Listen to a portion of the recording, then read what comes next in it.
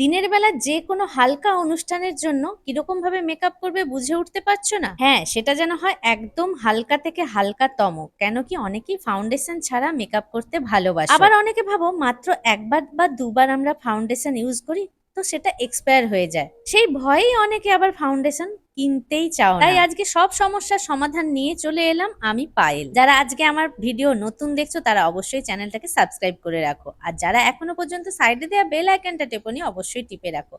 কেন কি নতুন কোনো ভিডিও পোস্ট করার সাথে সাথে তোমাদের কাছে নোটিফিকেশন চলে যাবে। আর তোমাদেরকে এই ভিডিওতেও দেখাবো দিনের বেলা যে কোনো হালকা অনুষ্ঠানে পর কিভাবে স্টেপ গুলো ফলো করলেই একটা সুন্দর মেকআপ হয়ে যায়। মেকআপের একদম প্রথম স্টেপ হলো আমাদের মুখটাকে খুব ভালো করে ওয়াশ করতে হবে। যে কোনো ফেস ওয়াশ ইউজ করে নিলাম প্রথমে, এরপরে টোনার একটু নিয়ে নিলাম, তারপরে যে ধরনেরই ময়শ্চারাইজার তোমরা মাখো সেই ময়শ্চারাইজারটা মেখে নিও। দিনের বেলা যেহেতু মেকআপ করছি সানস্ক্রিন অবশ্যই মাখবে, আর সানস্ক্রিনটা একটু বেশি পরিমাণ করেই মাখবে। আমি যেহেতু এখানে ফাউন্ডেশন ইউজ করব না তাই এখানে কোনো রকম প্রাইমার ইউজ করলাম না। যদি তোমরা ফাউন্ডেশন মাখো তাহলে অবশ্যই প্রাইমারটাও ইউজ করো। এবার আমাদের আইব্রোটা করে নিতে হবে। আমি এখানে মার্স কোম্পানি আই পেন্সিল একটা নিয়ে নিলাম, আর এরই ঢাকনার পিছনে একটু স্পুলি টাইপের একটা জিনিস দিয়ে আইব্রোটাকে আঁচড়ে পেন্সিলটা দিয়ে ভালো করে ড্র করে নিলাম। এরপরেই আমি লিপস্টিকটা পরে নিলাম। মেকআপের স্টেপ গুলো এক একজন এক এক রকম ভাবে করে, আমি যেভাবে করছি আমার মনে হয় এটা আমার খুব তাড়াতাড়ি হয় তাই এভাবে আমি করে নিই। এরপরে নিয়ে নিলাম inside company compact plus foundation. এর ভিতরেই একটা স্পঞ্জ আছে, সেটা দিয়ে গোটা মুখে ভালো করে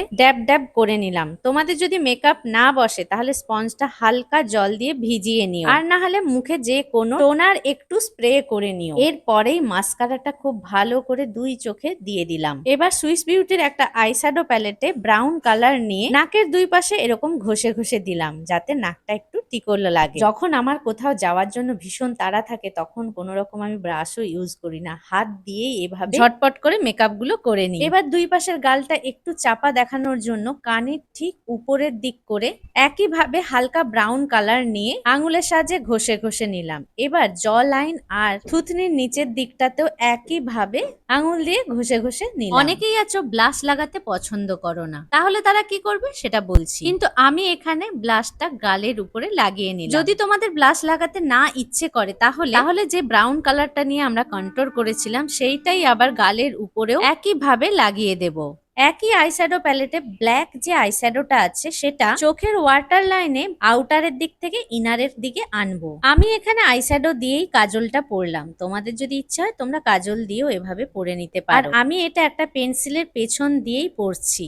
এরপরে চুলটা কিভাবে বাঁধবো সেটা দেখে নিচ্ছিলাম, কেন কি চুল বাঁধার উপরেও দেখবে সিঁদুর আর টিপের বড় বা চওড়া হওয়ার ব্যাপারটা অনেকটা ম্যাটার করে। তাই জাস্ট ক্যাচার দিয়ে পিছনে একটু চুলটাকে বেঁধে নিলাম, আর মার্সের এই লিপস্টিক প্যালেটটা দিয়েই আমি সিঁদুর পরে নিলাম আর টিপও পরে নিলাম। এবার রিকোডের একটা সেটিং স্প্রে নিয়ে সবশেষে খুব ভালো করে স্প্রে নিয়ে নিলাম, যাতে করে যেটুকু মেকআপ করেছি সেটা ঘামে যেন না উঠে যায়। এখানে তোমাদেরকে একটা কথা বলি, অনেকেই আছো আইশ্যাডো পছন্দ করো না, আবার অনেকের হাতে একদম বেরোনোর সময় থাকে না। এই দিনটা আমারও ছিল, হাতে কিন্তু একটুও সময় ছিল না, তাই প্রথমে পুরো মেকআপ করে একদম শাড়ি ঠাড়ি পরে চুল বেঁধে রেডি হয়ে গেছিলাম।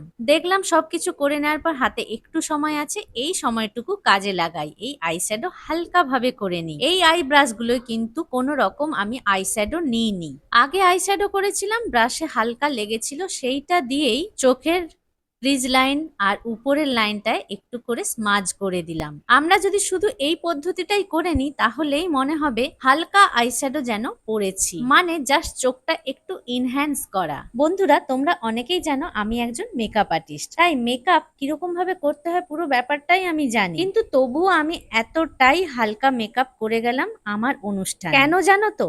তুমি যে অনুষ্ঠানে যাচ্ছ সেই অনুষ্ঠানে যারা যারা যাবে তারা কিরকম ধরনের মেকআপ করে যাবে? আদৌ কি কেউ একজনও মেকআপ করে যাবে না, দুই একজন করে যাবে না, সবাই করে যাবে? এই ব্যাপারটাকে মেনটেন করেই আমি কিন্তু মেকআপ সবসময় করে থাকি আমি যখন কোনো প্রোগ্রামে অ্যাটেন্ড করি। আমার মনে হয় তোমরাও এই জিনিসটা একটু মেনটেন করেই করো। আমার মনে হয় আমি যদি খুব ডিপ মেকআপ করে যাই আর সেখানে যারা গেছে তারা একটু মেকআপ করে আসেনি আর আমার মেকআপটা ভীষণ লাউড হয়ে গেছে, সেখানে আমাকেই দেখতে কিন্তু বাজে লাগবে। আবার এটাও ঠিক, নিজেকে সবসময় মেনটেন করে রাখাটাই ভালো, যেখানেই যাবে একটু সাজিয়ে গুছিয়ে নিয়ে বেরোনোটাই উচিত। এটা আবার অনেকে বোঝে না বা জানে না, তাই তো আমরা মেকআপ আর্টিস্টরা তোমাদেরকে সবকিছু শেখানোর জন্য আর বোঝানোর জন্য এই ধরনের সুন্দর সুন্দর ভিডিওগুলো করে থাকি। চলো, এবার আমার দেরি হয়ে যাচ্ছে, আজকের জন্য টাটা।